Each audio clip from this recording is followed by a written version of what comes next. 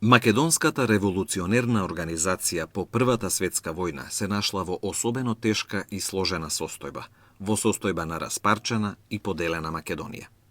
Раководството и воените сили на Македонската револуционерна организација биле принудени своето дејствување да го продолжат како емигрантска организација во Бугарија. Веднаш по војната, членовите на Централниот комитет на ВМРО, Тодор Александров, Александар Протогеров и Петар Чаулев, го објавиле постоењето на организацијата под ново име – Внатрешна македонска револуционерна организација, како единствена реална сила.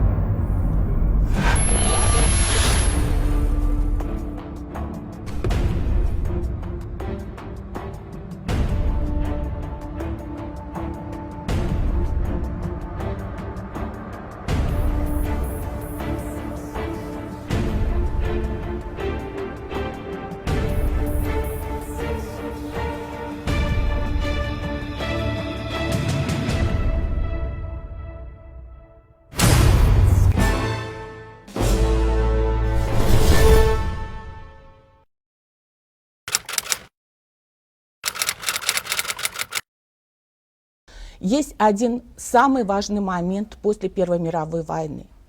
Первая мировая война, которая закончилась заключением Парижского мирного договора в 1919 году, разделила мир на те, которые удовлетворили свое желание иметь национальное государство, и те, которые стояли в очереди, обиженные, которые бы хотели иметь свое национальное государство. Македонското прашање во периодот помеѓу двете светски војни го побудува интересот на Велика Британија и британската дипломатија од аспект на тоа дека според ставовите тогашни на британците моменталната ситуација на теренот, односно поделбата на Македонија и верификацијата на таа поделба со Версајскиот договор, Версајскиот систем на договори,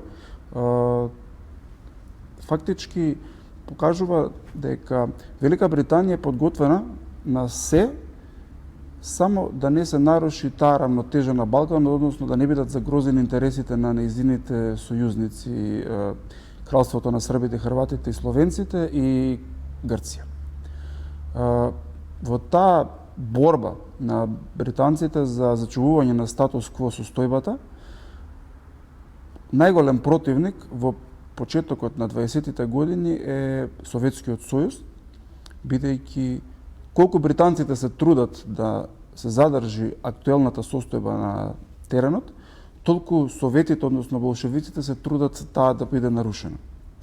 Во фокусот, значи во првата половина на 20-тите години, значи фокусот е ставен кон таа почетокот на соработката помеѓу балканските, условно наречени се во британската документација незадоволници, тоа се оние групи кои што дејствуваат на Балканскиот полуостров и се незадоволни од територијалната распределба, значи се однесуваат на Хрватската селанска партија на Стјепан Радич, Внатрешната македонска револуционерна организација на чело со Тодор Александров, тука се косовските комитети, односно албанците од Косово кои што сакаат да го одделат тој дел од кралството на србите, хрватите и словенците, и на тој начин да се наруши тој баланс на силите на Балканскиот полуостров со единствена цел, значи создавање на една јужнословенска федерација во која што би била составена од Кралството на србите, хрватите и словенците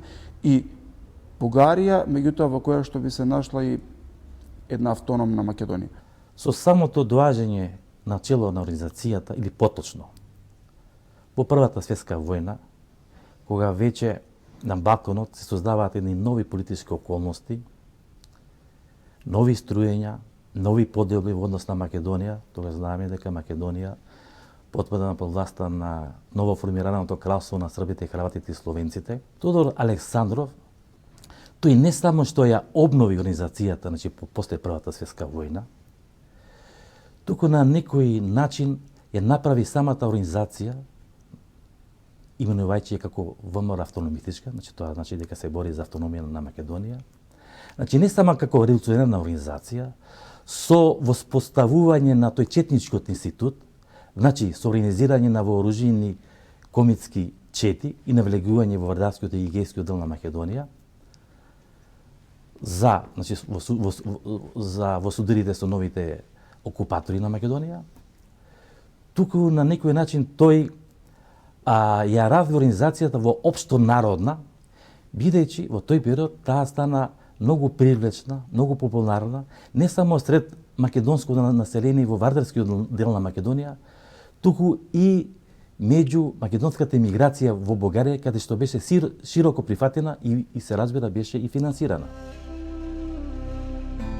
Тодор Александров и Александар Протогеров излегле со соопштение во Софискиот весник Камбана, каде што изјавиле: незадоволно од новиот статус на Македонија, раководството на ВМРО пристапи кон организирање на вооружени комитски чети. Обновувањето на вооружените дејности било со цел навлегување во териториите на Македонија кои што биле окупирани од страната на СХС и Грција. Со цел да се одржи континуитетот на револуционерниот дух на македонското население и да се оневозможи брзото консолидирање на југословенскиот и на грчкиот режим во Вардарскиот и Егејскиот дел на Македонија.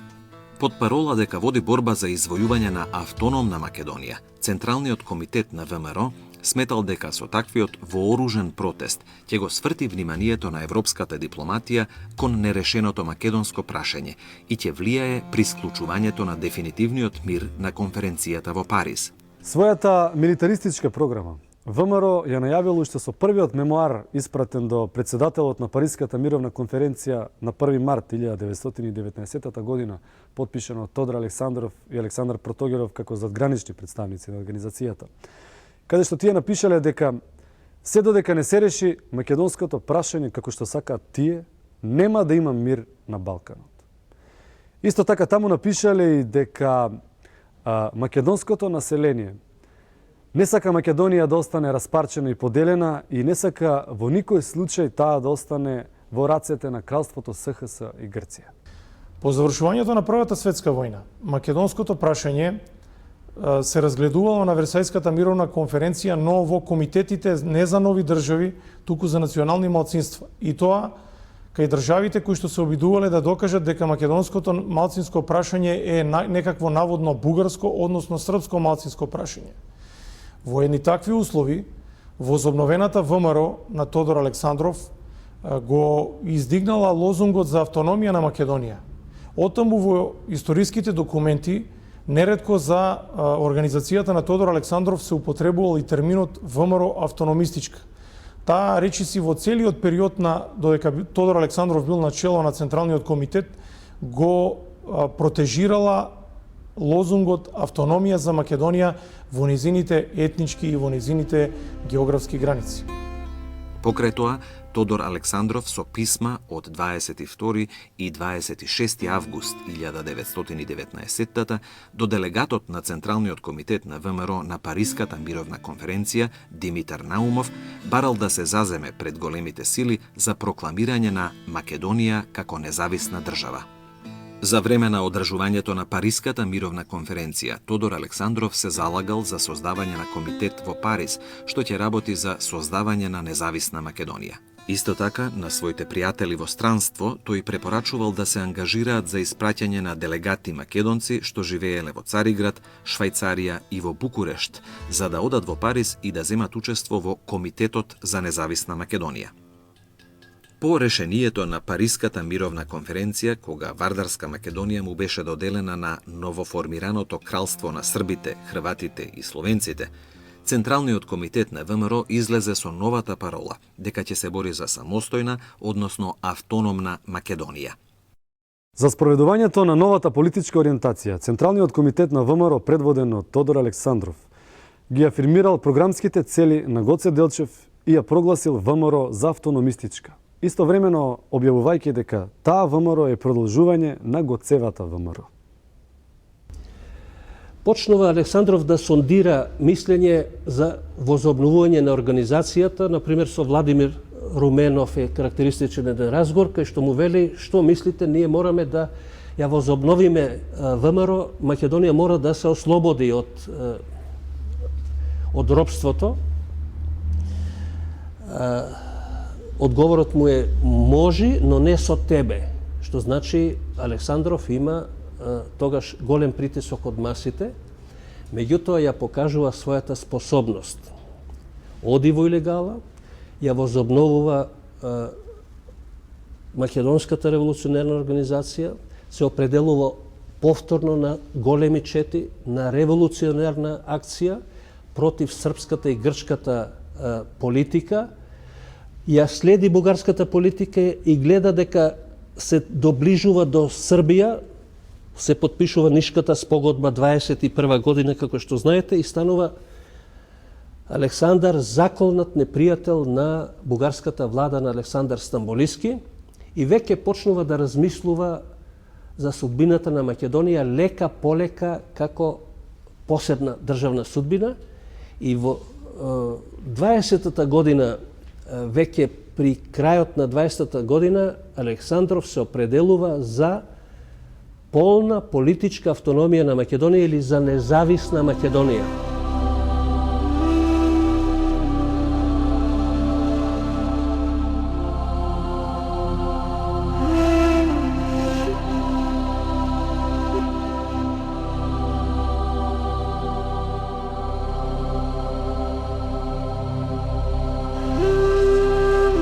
Веднаш по завршувањето на Првата светска војна, Тодор Александров се зафатил со обезбедување на материјална помош за организацијата.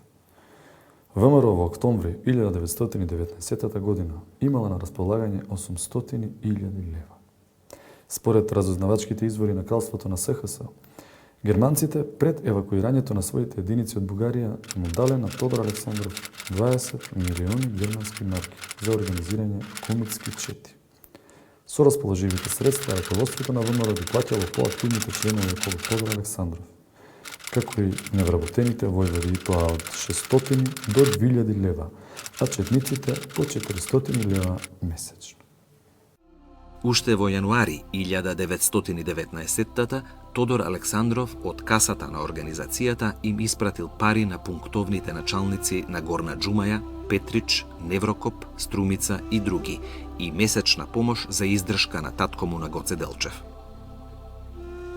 Тодор Александров, покрај тоа што блиску соработувал со раководството на Исполнителниот комитет на македонските братства, успеал да привлече и голем број интелектуалци, професори, академици, политичари и општественици со македонско потекло, докажани за работата за македонското дело како што биле Љубомир Милетич, Александар Балабанов, Ивен Георгов, Симеон Радев, Никола Милев, Георги Баждаров, Иван Снегаров, Георги Баласчев, Кирил Прличев, Наум Томалевски и други.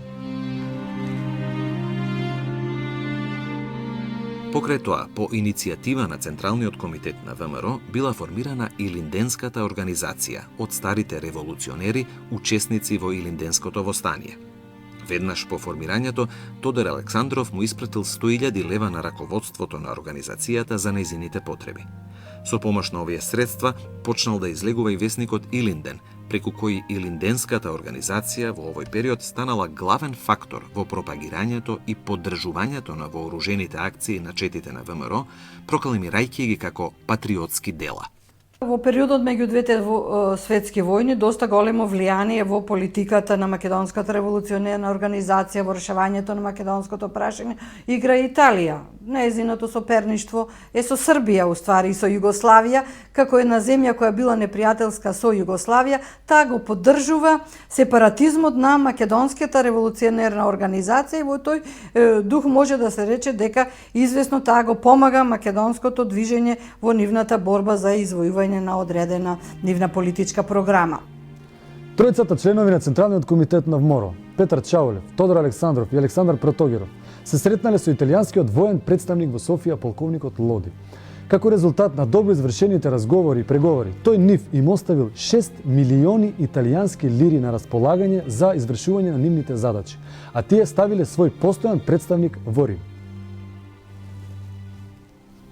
Проширувајќи ги своите меѓународни контакти, Тодор Александров стапил во врска и со одделни турски кругови во Цариград, со револуционерната организација во Косово и со Хрватската селска републиканска странка на Стјепан Радиć. Познато е дека Александров имал контакти и со сепаратистичките движења на другите народи во Југославија за остварување на заедничката борба против кралството на СКС, односно полосно кралство Југославија. Но до 1924 додека Тодор Александров бил жив, сепак тоа е кралството СКС. Александров во рамките на троимената држава ја гледал Србија како главна компонента и главна пречка за правилното решавање на македонското прашање. Оттаму и потребата за сојузи со личности и организации кај други народи кои што биле против српската хегемонија во кралството на СКС. Активноста на Тодор Александров за кратко време била прекината заради неговото апсење од страна на бугарската влада, но тој успешно избегал од затворот со помош на неговите стари другари Слави Иванов, Стојан Мишев и Иван Арсов. Преминувајќи во илегалност, Тодор Александров уште поенергично се зафатил со обновувањето на организацијата, со актуализирање на уставот и правилникот на организацијата, со организирање канали, распоредување кадри и материјали, со примање и испраќање курири и со разработување на нова стратегија и тактика, застанувајќи на крајната цел на организацијата – извојување автономија или независност на Македонија со револуционерни и легални средства. За водење оружена војна во Вардарска и во Егејска Македонија, Тодор Александров го обновил Четничкиот институт, кој бил постојана армија на организацијата. Ова традиционално македонско движење, согласно новите политички состојби на Балканот и во Македонија, го изменил со формирање на помали комитски четнички формации за подобро маневрирање на теренот, добро вооружени и со огромно воено искуство.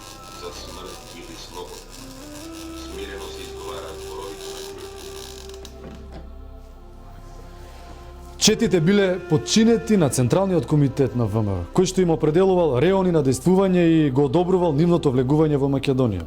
Зашто биле издавани специјални дозволи со печат и подпис на Тодор Александров Богдан. Комитската активност на автономистичките чети предводени од Тодор Александров во Вардарска Македонија представува нова фаза во македонското национално револуционерно движење, што во периодот од 1919 до 1924 непосредно влијаеше врз политичката ситуација во овој дел на Македонија.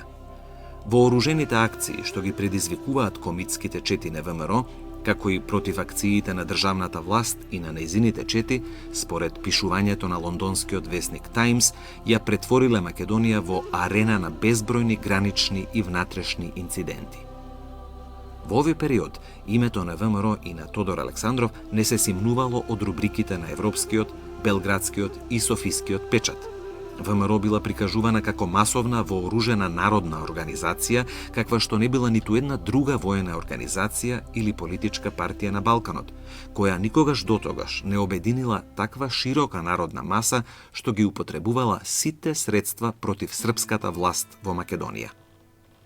Префрлувањето на автономистичките чети во Вардарска Македонија било со цел да се оневозможи брзото консолидирање на режимот на кралството на србите, хрватите и словенците и да се сврти вниманието на европската јавност кон нерешеното македонско прашање.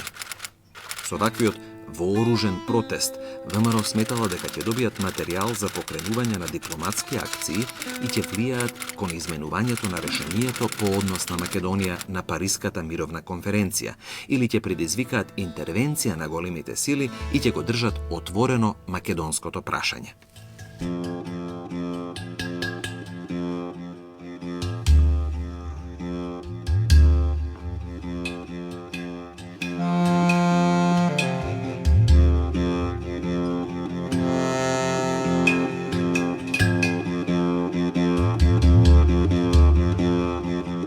За спроведување на својата комитска дејност, Тодор Александров Пиринска Македонија ја претворил во своја основна организациона база.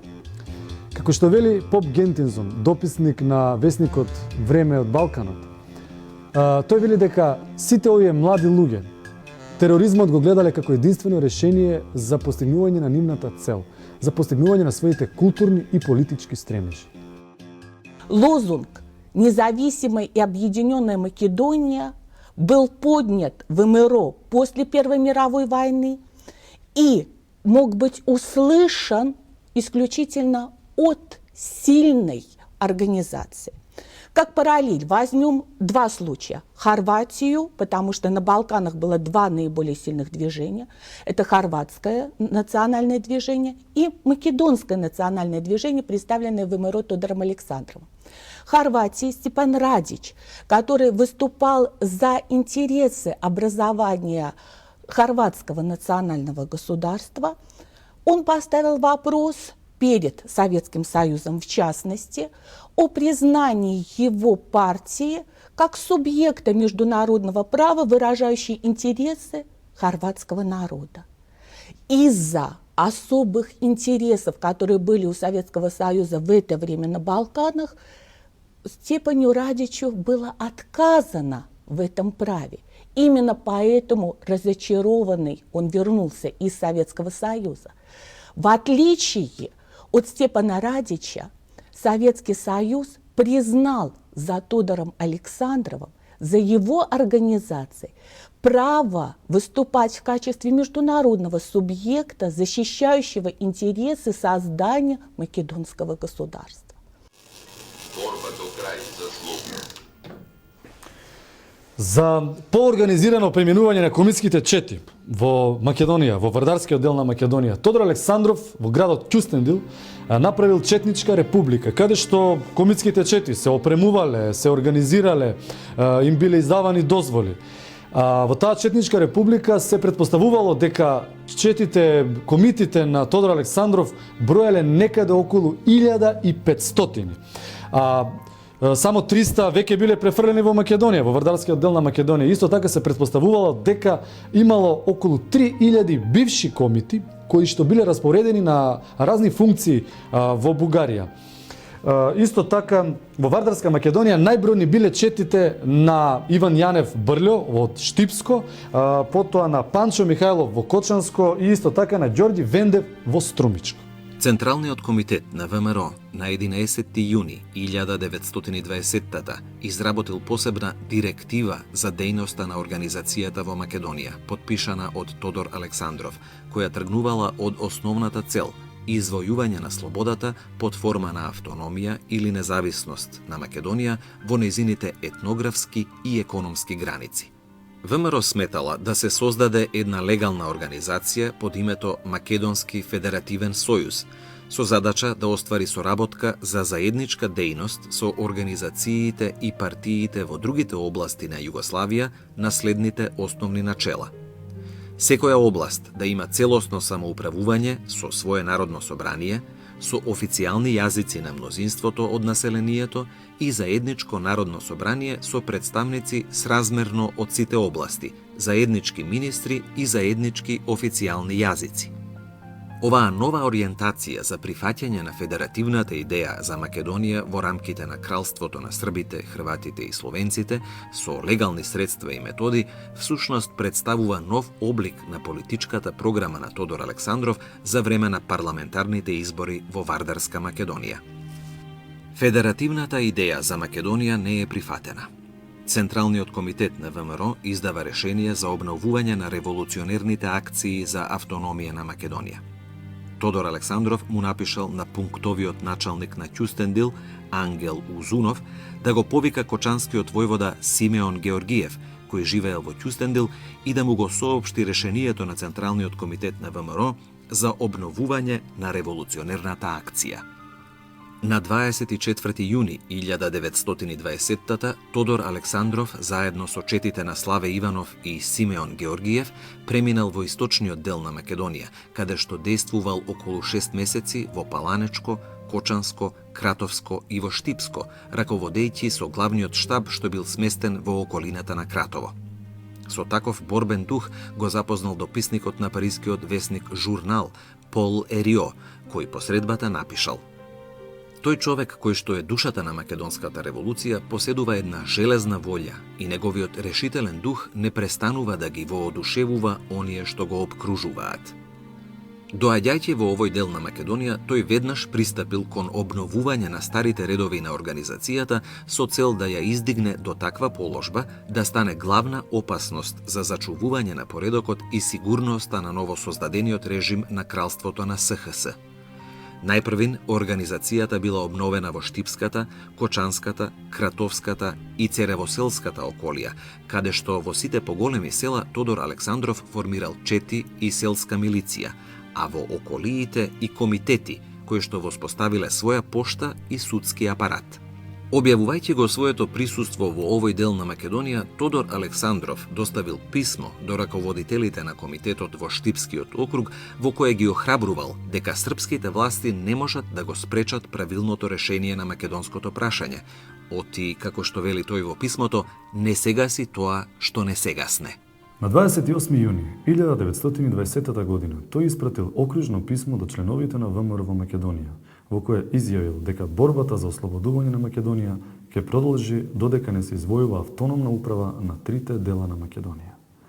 Во писмото тој го изложил своето ново гледање по однос на идниот статус на Македонија, потенцирајќи при тоа дека обединета, независна или автономна Македонија може да биде ставена под заштита на Советот на Друштвото на народите или на една од големите сили, или дури може да влезе во Југословенската држава како рамноправен член на Федерацијата, ако србите го прифатат федеративното уредување на новата држава. За таа цел, ВМРО на своите агитатори во Вардарска Македонија им препорачувала поблизу да се поврзат со комунистите и да ја помогнат нивната агитација, бидејќи според нив единствено комунистите може да извршат државен преврат со кој и Македонија ќе добие своја автономија.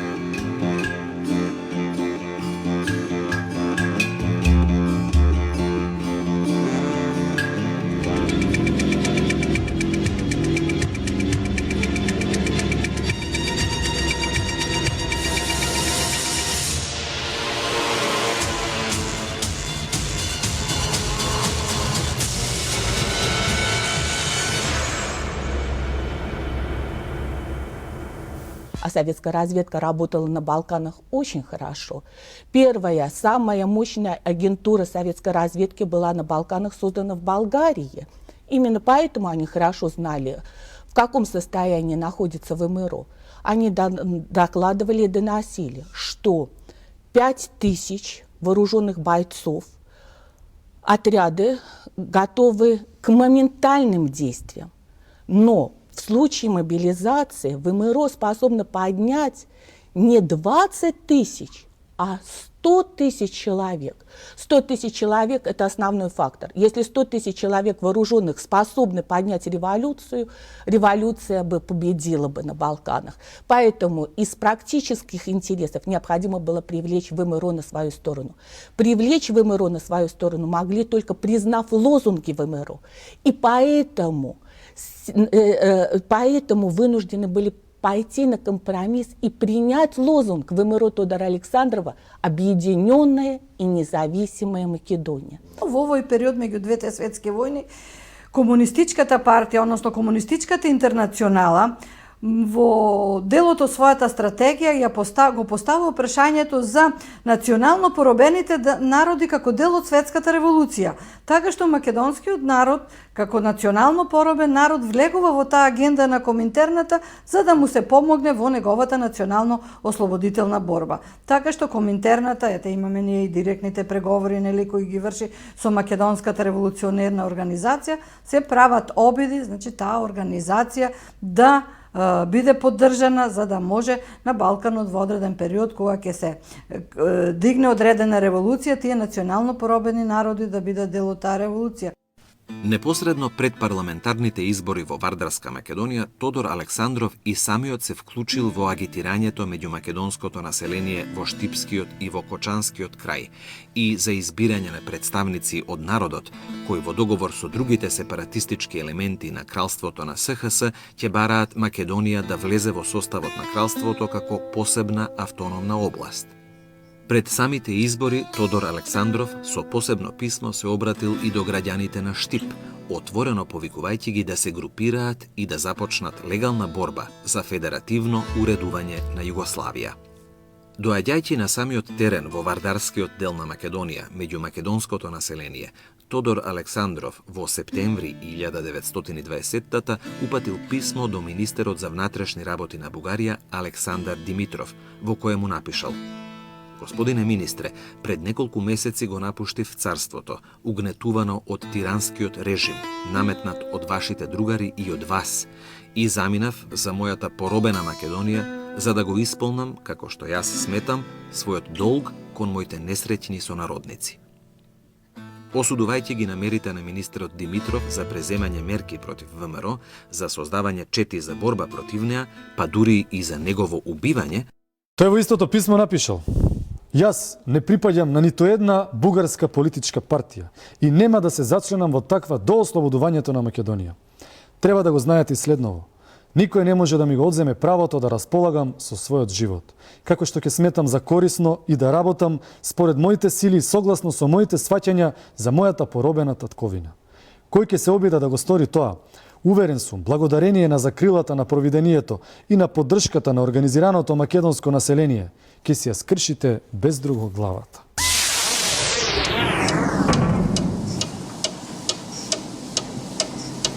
А во едно друго писмо од 21. октомври 1920 до инспекторот на полицијата во Ќустендил, Тодор Александров напишал: Впрочем, тука е местото да ви кажам дека организираното население во Македонија ќе успее да се справи со сите кои ќе се обидат да се спротивстават на неговиот благороден стремеж да се бори за зачувување на своето национално сознание, на своето народно име и засега извојување барем на своји училишта и цркви и минимум слобода за поднослив човечки живот, барем под форма на автономија под Југословенска федерација.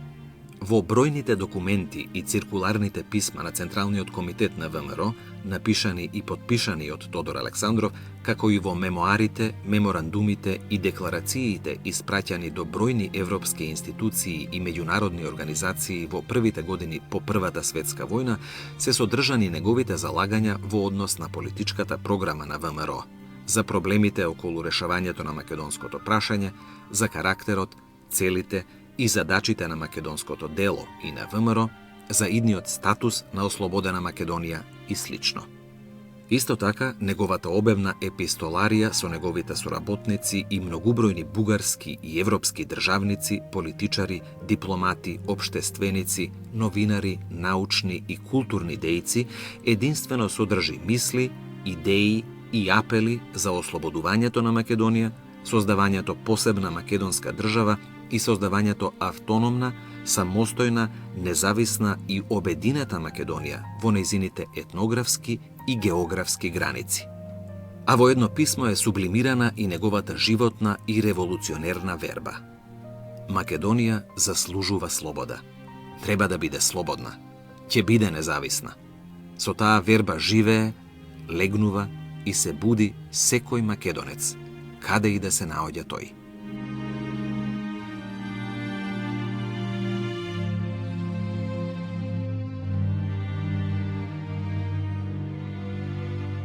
Мог быть услышан голос только сильного.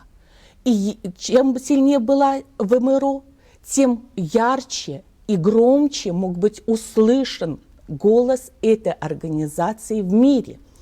А эта организация тогда выступала за создание независимой объединенной Македонии. Тодор Александров почнува со зацврстување на позициите на ВМРО со седиште во Пиринска Македонија. Организацијата имала полувоен карактер, се подготвувале и испраќале вооружени чети во Вардарска и во Егејска Македонија. Вооружената сила на ВМРО биле местните чети, составени од 10 до 30 вооружени луѓе, и милиција составена од местното население, која броела 9100 луѓе.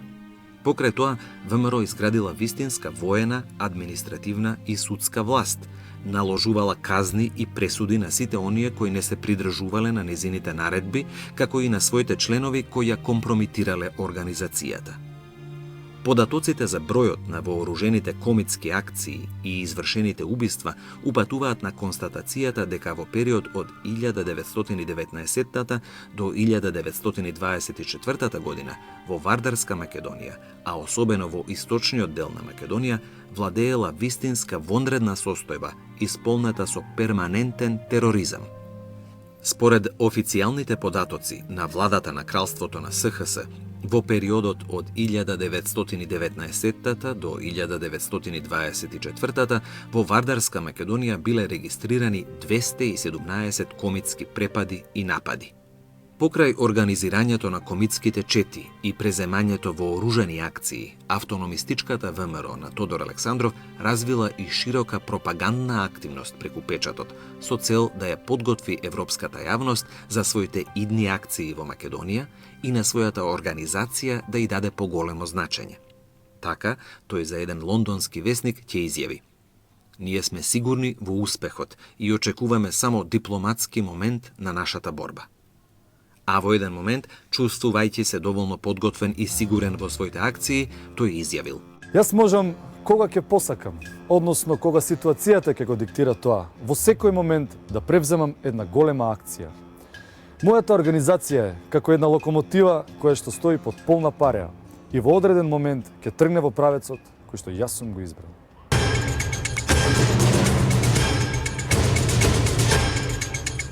Чувствувајќи се доволно подготвен и сигурен во својата акција, тој на странските новинари им изјавил: "Пари доста собравме.